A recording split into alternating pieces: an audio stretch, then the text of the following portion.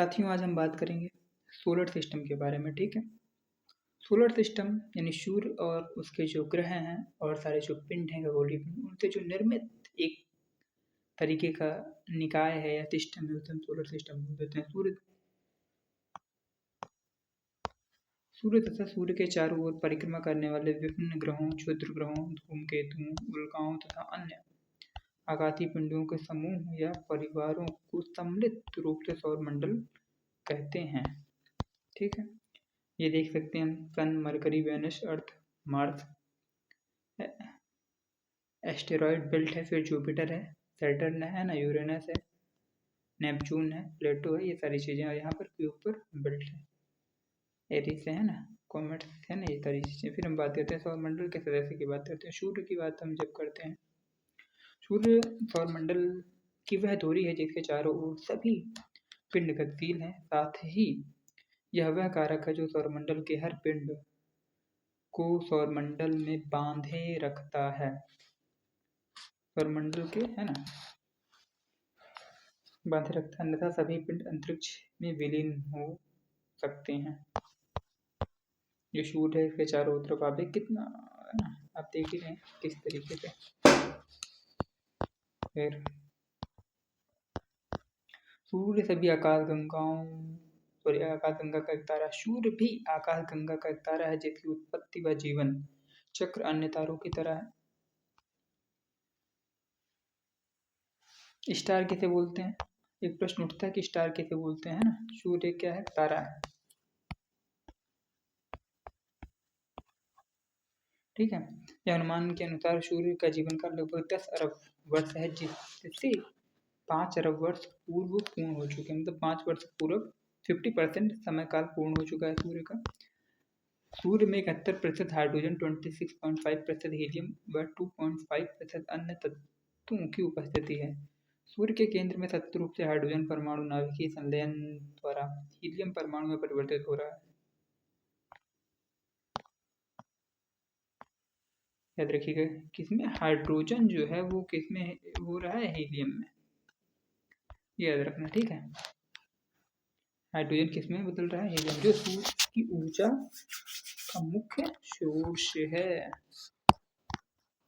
सूर्य एक मध्यम आयु का पीला येलो स्टार है। सूर्य की पृथ्वी से न्यूनतम, अधिकतम और मध्यम दूरी क्रमशः है ना। मध्यम या एक तरीके से हम क्या बोल सकते हैं, देखिए ऐसे है। मान लीजिए ये क्या है? सन है, ये हमारी पृथ्वी है। तो ये सन देखिए ऐसा है ना कि जब ये कंडीशन होती है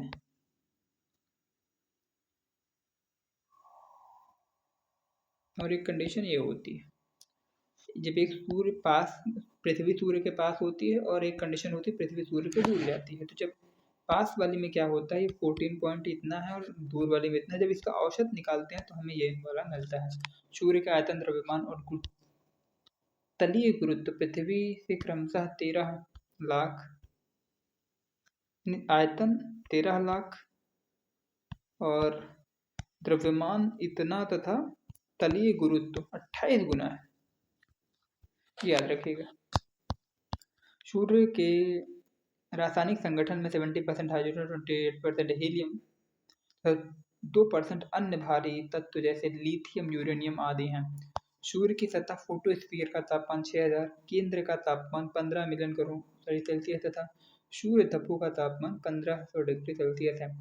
10⁻26 जूल पर सेकंड की दर से सूर्य से ऊर्जा का उत्सर्जन होता है। सूर्य से पृथ्वी तक प्रकाश पहुंचने में लगभग 8 मिनट 18 सेकंड लगते हैं। सूर्य के प्रकाश की चाल 3 × 10⁸ मीटर पर सेकंड तथा 3 × 10⁵ किलोमीटर प्रति घंटे। यही आप बदल देते हो मीटर पर सेकंड को। ऐसा है जब हम ये कहते हैं मीटर पर सेकंड, 3 × 10⁸ मीटर पर सेकंड। अगर हम इसे किसे बदलना हो किलोमीटर प्रति घंटे में, तो 1 किलोमीटर बराबर कितना होता है? 10⁻³ मीटर। अब 1 मीटर बराबर ये 1 इतना हो जाएगा, यानी 1 मीटर बराबर 10⁻³ 1 मीटर बराबर 10⁻³ अब आप यहाँ पे रख दोगे तो ये 3 × 10⁸ -3 तो 3 × 10⁻⁵ 5 आंसर आ जाएगा, वही यहाँ पे लिखा होगा। ठीक है, आगे हम बढ़ने की कोशिश करते हैं। देखिए, जो सूर्य का कोर है, फिर उसके बाद जो रेडिएटिव जोन है, फिर कॉन्वेक्शन जोन है, फिर हमारा कौन सा है, फिर फोटोस्फीयर है, फिर क्रोमोस्फीयर है, फिर कोरोना लास्ट की लेयर है। सूर्य के प्रकाश द्वारा एक वर्ष में चली गई दूरी को एक प्रकाश वर्ष कहा जाता है। प्रकाश वर्ष 3.9.45 गुणा 10⁻13 किलोमीटर के बराबर होता है। सूर्य की परिक्रमा जो गति है 241 किलोमीटर प्रति सेकंड, याद रखना है। रिवोल्यूशन याद रखना। जैसे ये है, सूर्य भी अपनी गैलेक्सीज का एक स्टार है, और सूर्य भी उस गैलेक्सीज का क्या कर रहा है, चक्कर लगा रहा है। पृथ्वी हमारी किसकी, सूर्य के चक्कर लगा रही है। ठीक है, तो जो इसका रिवोल्यूशन है, ये रोटेशन मतलब होता है अपनी धुरी पर चक्कर लगाना। ठीक है, और रिवोल्यूशन मतलब होता है किसी के चारों ओर चक्कर लगाना। ये गति कितनी है पता, 241 किलोमीटर प्रति सेकंड। कितनी तेज स्पीड होगी, आप सोच सकते हैं। कल्पना कीजिए क्या चल रहा है ब्रह्मांड में, है ना। सूर्य की कल्पना, सूर्य की वर्तमान आयु लगभग 4.7 अरब वर्ष, जबकि कुल आयु 10 अरब वर्ष मानी जाती है। सूर्य की अंतिम परिणति श्वेत वामन होगी, इसे हम समझेंगे भी। श्वेत वामन है ना। सूर्य की आंतरिक संरचना, आंतरिक इधर डीप में जाने की जरूरत नहीं है, फिलहाल समझ लेते हैं एक तरीके के आंतरिक कोर क्या है। सूर्य का सबसे आंतरिक स्तर को क्रोड कहते हैं। यह नाभ की संलयन भट्ठी के समान है, जहाँ ऊर्जा उत्पन्न होती है। अन्य तारों की तरह सूर्य में भी मुख्य रूप से हाइड्रोजन तत्व की प्रमुखता है। क्रोड में नाभिकीय अभिक्रिया के कारण दो हाइड्रोजन परमाणुओं के नाभिक मिलकर एक हीलियम परमाणु के नाभिक का निर्माण करते हैं। साथ ही बड़ी मात्रा में ऊर्जा भी मुक्त होती है। प्रकाश मंडल, फोटोस्फीयर, सूर्य की ऊपरी सतह जो हमें दिखाई देती है प्रकाश मंडल कहलाता है। इसी सतह से विकिरणों का बाह्य अंतरिक्ष में वितरण होता है। सौर चक्र या सौर कलंक की बात करते हैं। सौर कलंक सूर्य के परिमंडल में दिखने वाले धब्बे हैं, जिनका तापमान सूर्य की सतह के तापमान से काफी कम, लगभग 1500 डिग्री सेल्सियस। यह चुंबकीय रेखाओं की समवृत्ति क्षेत्र होते हैं। ये आप देख रहे हैं, यही है ना। क्या है ये, सन स्पॉट जिसे हम बोलते हैं। क्यों होता है आप समझ सकते हैं। सौर कलंकों की अधिकता पृथ्वी पर चुंबकीय आंधियों को जन्म देती है, जो रेडियो, टेलीविजन, वायरलेस आदि संचार व्यवस्थाओं को प्रतिकूल रूप से प्रभावित कर सकते हैं। एक सौर कलंक के निर्मित और नष्ट होने की प्रक्रिया 11 वर्ष में पूर्ण होती है। यह इस कार्यकाल को सौर चक्र कहा जाता है, याद रखना। देखिए, जो ये सन स्पॉट है, ये 11 वर्ष लगते हैं दोबारा होने में, और ये जो साइकिल है 11 वर्ष की, इसी को हम क्या बोल देते हैं, सौर कलंक के निर्मित और नष्ट होने की प्रक्रिया, इसे सौर चक्र बोल देते हैं। सौर चक्र 11 वर्षों का। ठीक है, भारतीय अंतरिक्ष अनुसंधान संगठन ने आदित्य नामक उपग्रह का विकास सूर्य के कोरोना भाग व उससे होने वाले उत्सर्जन की प्रक्रियाओं के अन्वेषण के लिए किया है। परंपरागत ग्रह, क्लासिकल प्लैनेट जैसे बुध, शुक्र, पृथ्वी, मंगल, बृहस्पति, शनि, यूरेनस और नेपच्यून। बौने ग्रह, ड्राफ्ट प्लैनेट प्लूटो होगा तथा उसका उपग्रह चेरान, टेरस, जेना। सौरमंडल के सूक्ष्म पिंड, सभी क्षुद्र ग्रह, एस्ट्रॉइड्स, उनका पिंड, पुच्छल तारे व अन्य छोटे खगोलीय पिंड सौरमंडल।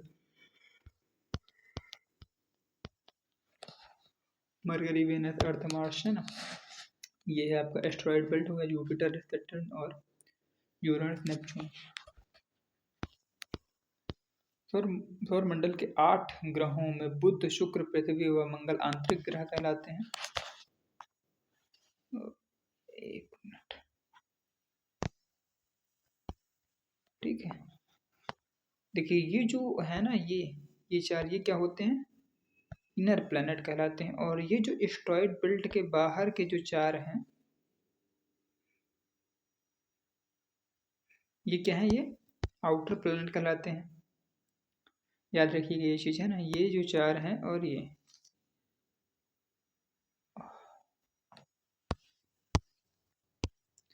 पहले 4 ग्रहों को पार्थिव टेरेस्ट्रियल ग्रह भी कहते हैं, क्योंकि ये ग्रह पृथ्वी की भांति ही तैलों और धातुओं के बने होने के साथ ही अपेक्षाकृत अधिक घनत्व वाले ग्रह हैं, पार्थिव हैं, पृथ्वी की जैसे, है ना।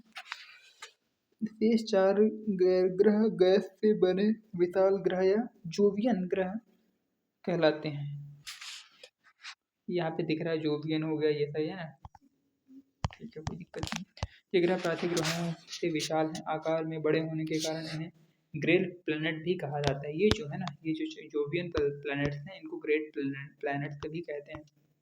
सभी ग्रहों का निर्माण लगभग 4.6 अरब वर्षों पहले एक ही समय में हुआ माना जाता है। पार्थिव ग्रह जनक तारे के बहुत समीप होते हैं, जहां अत्यधिक तापमान के कारण गैसें संघनित और घनीभूत न हो सकी, जबकि जोवियन ग्रहों की संरचना अपेक्षाकृत अधिक दूरी पर हुई है। सौर पवन क्या होता है, ये एक अच्छा कॉन्सेप्ट है हमें समझने के लिए। सौर पवन सोलर विंड या फ्लेयर बोलते हैं। सूर्य के नजदीक ज्यादा शक्तिशाली थी सूर्य के नजदीक ज्यादा शक्तिशाली थी, परिणाम स्वरूप पार्थिव ग्रहों से ज्यादा मात्रा में गैस व धूलकण उड़ा ले गई। जो सोलर पवन सूर्य के नजदीकी जो ग्रह थे उन पर ज्यादा प्रभावशाली हुई और वहां के जो चीजें थी, परंतु सौर पवन के अधिक दूर पर इतना शक्तिशाली न रह पाने के कारण जोवियन ग्रहों से गैसों को नहीं हटा पाई। पार्थिव ग्रहों के छोटे होने से इनकी गुरुत्वाकर्षण शक्ति भी कम रही, जिसके परिणामस्वरूप इनसे निःश्रेंष हुई गैस इन पर रोकी नहीं रह सकी, है ना। बुध, शुक्र, पृथ्वी और मंगल आंतरिक ग्रह, जबकि बृहस्पति, शनि, अरुण और वरुण जोवियन ग्रह की श्रेणी में आते हैं। सौर मंडल के ग्रह बुध की अगर हम बात करते हैं, मरकरी। बुध सौर मंडल का सबसे छोटा और सूर्य के सबसे निकटतम ग्रह है, जिसका व्यास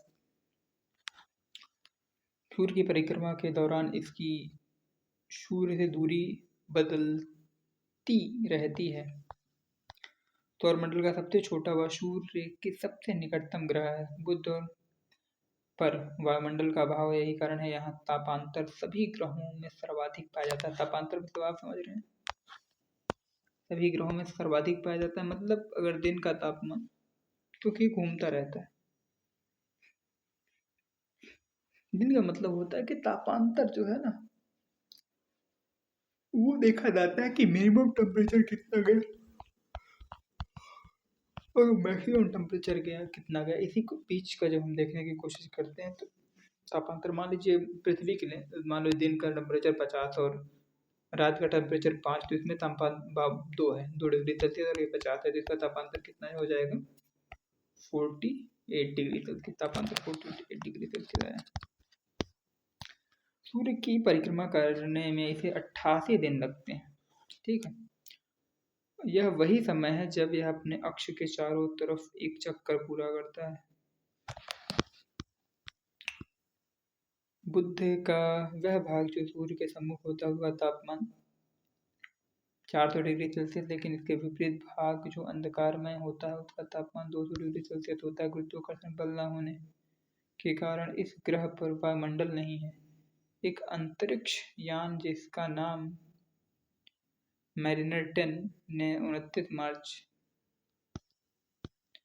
हालांकि इसका कोई विशेष नहीं है, हम थोड़ा थोड़ा जानकारी लेते हैं। ग्रह शुक्र की बात करते हैं, ठीक है। यह ग्रह प्रातः पूर्व में तथा संध्या में पश्चिम में दिखता है।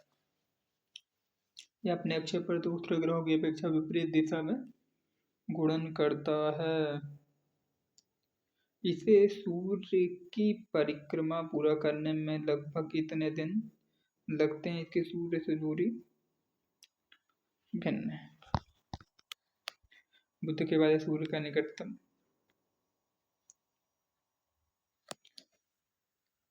ग्रह है, जिसकी सूर्य से औसत दूरी लगभग 10 करोड़ किलोमीटर है। यह आकार और भार में पृथ्वी के लगभग बराबर है, इसलिए इसे पृथ्वी का जुड़वा ग्रह भी कहा जाता है। यह पृथ्वी का निकटतम ग्रह शुक्र को कहा जाता है, याद रखिएगा।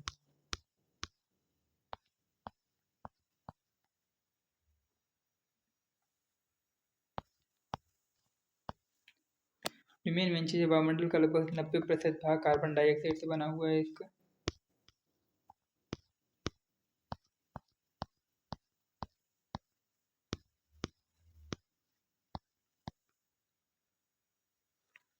अरुण की भांति यह पूर्व से पश्चिम, ये याद रखिए। जैसे मान लीजिए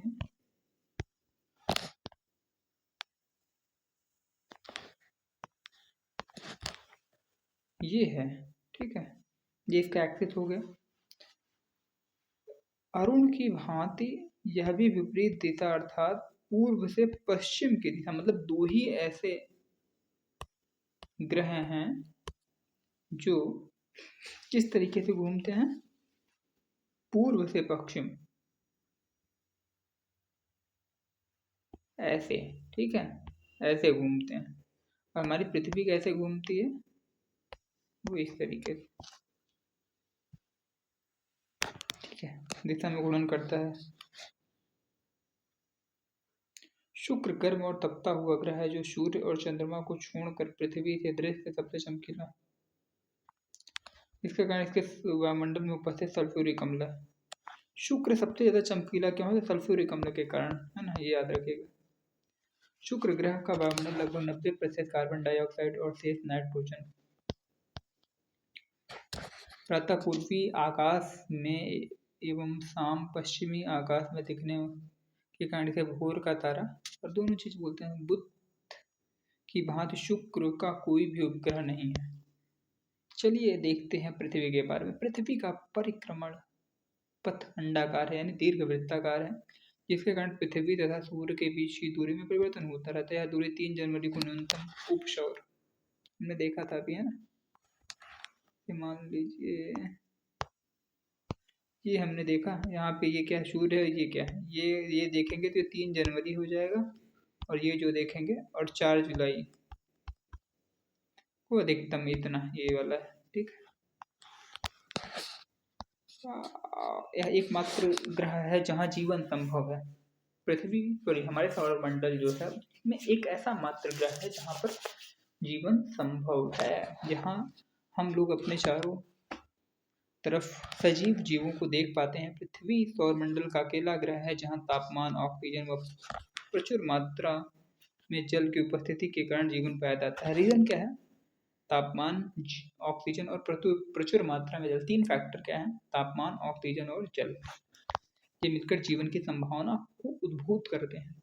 जीवन से युक्त होने के कारण इसे हरित ग्रह, ग्रीन प्लैनेट भी कहते हैं।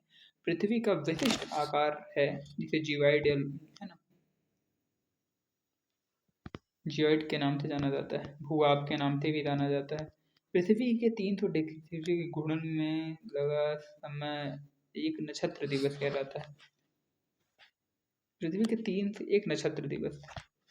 पृथ्वी अपने अक्ष पर पश्चिम से पूर्व की ओर,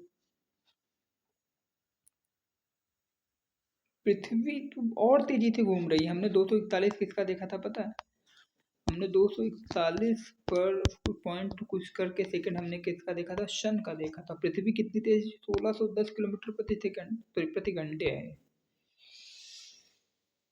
उससे धीमी है।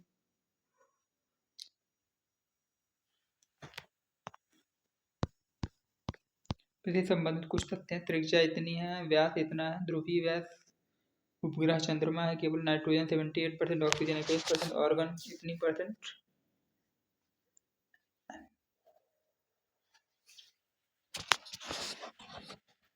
ऑर्गन और कार्बन डाइऑक्साइड, ठीक है। इसको याद करने का वो हो है, नु oxygen, AC organ, nitrogen, oxygen, organ, उसके बाद कार्बन आता है। इसका क्रम याद कर सकते हैं आप, कभी क्वेश्चन आ सकता है। घनत्व और औसत वायुमंडलीय तापमान कितना है। मंगल की बात करते हैं। यह ग्रह का आकार पृथ्वी के आकार का लगभग आधा है। इसका व्यास पृथ्वी के व्यास के आधे से थोड़ा अधिक है, लेकिन भार पृथ्वी के भार का 1/10वां भाग ही है। अपने अक्ष पर एक बार घूमने में 1 दिन लगता है। एक दिन में 24 घंटे है ना लगभग। आयरन ऑक्साइड की अधिकता के कारण इसे लाल ग्रह भी कहा जाता है। किसको लाल ग्रह कहा जाता है भैया? मंगल को मार्स को क्या, मंगल को क्या जाता है का मिशन टू मार्स। मॉम एक प्रोजेक्ट था हमारा है ना, एक पिक्चर भी आई थी मॉम, मॉम है ना, जो ये हमारा मार्स एक प्रोजेक्ट इस तरीके से। ऑक्सीजन की थोड़ी मात्रा ही मिलती है। आयरन मंगल ग्रह के 2 छोटे प्राकृतिक उपग्रह फोबोस और डोमोस, अगर ओस आ रहा है तो मंगल में, ठीक है, 2 हैं उपग्रह। यह सौरमंडल का ऐसा ग्रह है जिसकी सतह लौह तत्व आयरन ऑक्साइड की अधिकता के कारण यह लाल रंग की है, अतः इसे लाल ग्रह भी कहा जाता है। पृथ्वी के अलावा सौरमंडल का यह एकमात्र ग्रह है जहाँ जीवन की संभावना व्यक्त की जा रही है, क्योंकि मार्स ओसीडी नामक कृत्रिम उपग्रह ने यहाँ बर्फ छत्रों को व हिमस्फीतित जल की उपस्थिति के संकेत दिए हैं। इसके वायुमंडल का लगभग 95% भाग दम घोटू कार्बन डाइऑक्साइड से व शेष नाइट्रोजन ऑर्गन और थोड़ी मात्रा में जलवाष्प से बना है। मंगल ग्रह पर भेजे गए अन्य अंतरिक्ष अभियान, ये सारी चीजें हैं। पाथफाइंडर है, मार्स ऑडिसी है, बीगल 2 है, स्पिरिट, अपॉर्चुनिटी, ये सारी चीजें हैं। 2 उपग्रह हैं। निक्स ओलंपिया मंगल ग्रह का सबसे ऊंचा पर्वत है, याद रखना। ये क्या है? निक्स ओलंपिया समाचारों में रहने वाला शब्द क्या है? तो मंगल ग्रह का सबसे ऊंचा पर्वत है मंगलयान। भारत का पहला लेकिन सफल इंटर प्लानेटरी उद्यम मंगलयान 5 नवंबर 2013 इसरो भारतीय है ना द्वारा प्रक्षेपित किया गया। यह 24 सितंबर 2014 को मंगल की परिक्रमा कर रहा है। इसरो मंगल ग्रह पर पहुंचने वाला चौथा अंतरिक्ष संस्था बन चुका है। यह मंगल की कक्ष पर पहुंचने वाला एशिया का पहला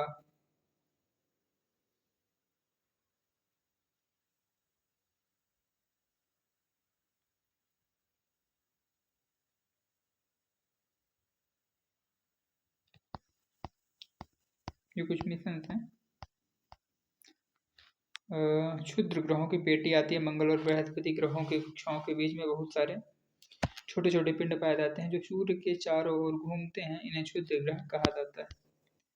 ये है ना पृथ्वी के बाद ये सारी चीजें। मेन एस्ट्रॉयड बेल्ट, ये है एस्ट्रॉयड बेल्ट, इसके बाद जुपिटर वगैरह है। प्रत्येक क्षुद्र ग्रह की अपनी कक्षा होती है। क्षुद्र ग्रह के आकार में भिन्नताएं एक कंकड़ से लेकर कुछ 100 किलोमीटर लंबाई तक होती है। The 4 largest asteroids in the belt are called Ceres, Vesta, Pallas और हाई। ठीक है, ये प्रश्न हो सकता है हमारे माइंड में। ये सेरस क्या है, वेस्टा क्या है, पलास क्या है, हाइजिया क्या है? तो ये क्या है? एस्ट्रॉइड बेल्ट के बहुत सारे ये यहाँ देखो है लार्जेस्ट एस्ट्रॉइड्स हैं। सौरमंडल का सबसे बड़ा ग्रह बृहस्पति है। कुछ फैक्ट्स हैं, इसको याद रखने की ज़्यादा इसमें ज़रूरत नहीं है, बस समझ लो तरीके से। यह पृथ्वी से 1300 गुना बड़ा है। मैंने 1300 पृथ्वी इसमें समा जाए, इतना बड़ा है ना। इसका घूर्णन अक्ष परिक्रमण हाल ही में पायनियर अंतरिक्ष अभियान द्वारा इसके विशाल लाल धब्बों ग्रेट रेड स्पॉट की खोज की गई है। बाद में ये सारी ये जो है ना, ये अत्यधिक भार होने के कारण बृहस्पति दूसरे आकाशीय पिंडों पर गुरुत्वीय खिंचाव बल लगाता है। शुक्र के बाद सबसे उज्जवल ग्रह बृहस्पति प्रतीत होता है। ऐसा माना जाता है कि बृहस्पति में मुख्यतः 90% हाइड्रोजन और हीलियम है जो गैसीय अवस्था में है। बादलों के बाहरी परत में मीथेन गैसीय अवस्था में है, जबकि अमोनिया क्रिस्टलीय अवस्था में विद्यमान है। मिशन टू जुपिटर है ना, ये सारी चीजें आप देख सकते हैं। शनि की बात करते हैं। बृहस्पति के अलावा शनि भी पीले रंग की भांति प्रतीत होता है। सौर मंडल में सबसे अनोखा ग्रह शनि है, क्योंकि इसके पास 7 खूबसूरत वलय हैं, रिंग देख रहे हो आप, वलय, तथा अपने अक्ष पर एक घूर्णन में 10 घंटे 40 मिनट का समय लगता है। कितना देखो, जैसे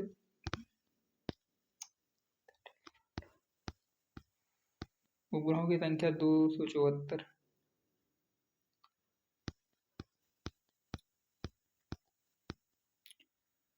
आकाश में शनि ग्रह पीले तारे के समान, कुछ शनि अरुण है। इसी को हमने देखा था ना कि ये कैसा दूरबीन की सहायता से सबसे पहले खोजा जाने वाला ग्रह अरुण है।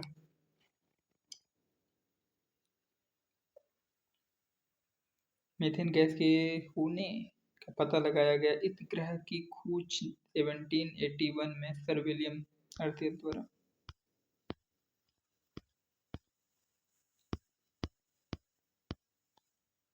कुछ इसमें है ना, ये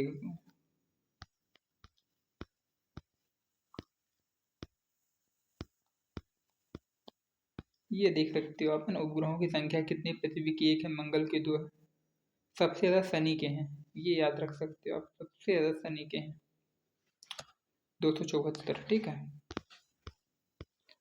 ग्रहों के नाम थोड़ा सा यहाँ फैक्चुअलिटीज के साथ थोड़ा सा हम देख लेते हैं कि क्या क्या है ना ग्रहों का क्रम एवं नाम, है ना। पृथ्वी से दूरी के आधार पर शुक्र, मंगल, बुध, बृहस्पति, ये तो तुम्हारा, ये देखिए आपका कैसे है, शनि, शुक्रवार, थोड़ा सा यहाँ पे देखो, मंगल, बुध, बृहस्पतिवार, और फिर सबसे पहले फिर शनिवार आ जाएगा। अरुण वरुण ये लास्ट में आए हैं दूरी के क्रम में, तो बृहस्पति, शनि और अरुण वरुण ये इसी क्रम में होंगे, लेकिन ये थोड़ा समझना, मंगल बुध आएगा साथ में, है ना, पहले मंगल आएगा फिर बुध आएगा, उससे पहले शुक्र आएगा, फिर पहले शुक्र, फिर मंगल बुध, शुक्र मंगल बुध बृहस्पति शनि अरुण वरुण, ये हो गया हमारा पृथ्वी से दूरी के, सूर्य की दूरी के क्रम में है तो पता है, बुध हो गया, शुक्र हो गया, पृथ्वी है, मंगल है, बृहस्पति है, बुध शुक्र पृथ्वी, है ना, अरुण है, वरुण। आकार के अनुसार बृहस्पति, शनि, अरुण, मंगल और बुध। ठीक है, द्रव्यमान के अनुसार बृहस्पति, शनि, नेपच्यून, यूरेनस, पृथ्वी, शुक्र और ये प्लूटो को ग्रह की श्रेणी से क्यों हटाया गया? 2006 में अंतरराष्ट्रीय खगोलीय संघ, है ना, इंटरनेशनल एस्ट्रोनॉमिकल यूनियन ने प्लेटो की ग्रह स्थिति को हटाने के लिए मतदान किया। ने खगोलीय पिंड को ग्रह कहे जाने के लिए 3 स्थितियों को परिभाषित किया। इन्होंने क्या क्या कहा? इसे सूर्य की परिक्रमा करनी चाहिए। ग्रह किसी भी हम खगोलीय पिंड को तभी बोलेंगे जब वो सूर्य की परिक्रमा कर रहा हो। लगभग गोलाकार आकार प्राप्त करने के लिए यह काफी बड़ा होना चाहिए, है ना, इसका आकार बड़ा होना चाहिए। इससे अपनी कक्षा को साफ करना होता है, यानी यह वह वस्तु होनी चाहिए जो अपनी कक्षा के भीतर अधिकतम गुरुत्वाकर्षण खिंचाव डालती हो। प्लूटो को ग्रहों की श्रेणी से क्यों हटाया गया? प्लूटो नेपच्यून के गुरुत्वाकर्षण से प्रभावित है। प्लूटो क्यूपर बेल्ट में जमी हुई वस्तुओं के साथ अपनी कक्षा साझा करता है। परिणामस्वरूप प्लूटो को ग्रहों की श्रेणी से हटा दिया गया और उसे बौना ग्रह कहा गया, क्योंकि बौने ग्रह को केवल अन्य दो शर्त को पूरा करने की आवश्यकता होती है ना। 1999 में इसकी स्थापना हुई थी। इसका मिशन अंतर्राष्ट्रीय सहयोग के माध्यम से खगोल विज्ञान के सभी पहलुओं को बढ़ावा देना और उसकी सुरक्षा करना है। यह आकाशीय पिंडों और उन पर सतह की विशेषताओं को निर्दिष्ट करने के लिए अंतर्राष्ट्रीय स्तर पर मान्यता प्राप्त प्राधिकरण के रूप में कार्य करता है। Kuiper belt, asteroid belt, Kuiper belt Neptune की कक्षा के ठीक बाहर बर्फीले पिंडों का एक वलय है। यह क्यूपर बेल्ट, ठीक है।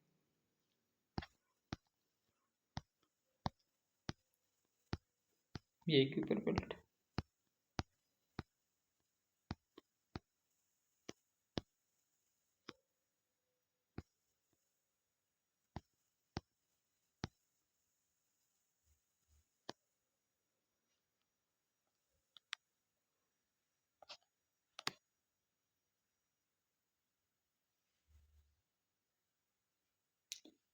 याद रखिएगा, एक अर्थ क्लाउड होता है, दूसरा क्यूपर बेल्ट। क्यूपर बेल्ट से बहुत दूर है ना।